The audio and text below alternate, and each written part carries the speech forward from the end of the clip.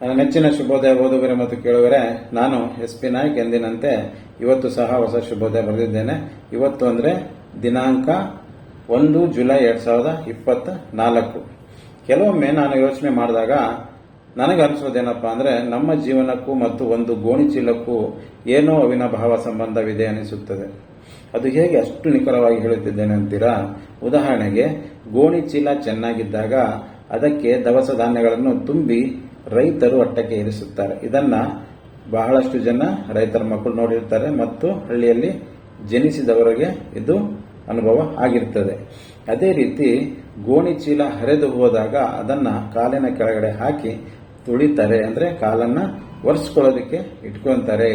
ಹಾಗೆ ನಮ್ಮ ಜೀವನವೂ ಸಹ ನಾವು ಚೆನ್ನಾಗಿದ್ದಾಗ ಅಪರಿಚಿತರು ಮತ್ತು ನಮ್ಮ ನೆಂಟರು ಸ್ನೇಹಿತರೆಲ್ಲರೂ ನಮಗೆ ಪರಿಚಿತರು ಮತ್ತು ನೆಂಟರೇ.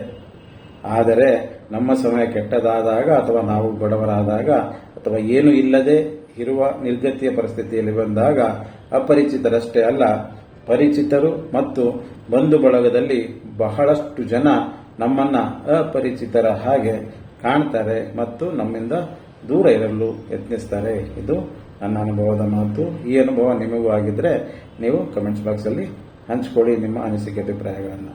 ಧನ್ಯವಾದಗಳು.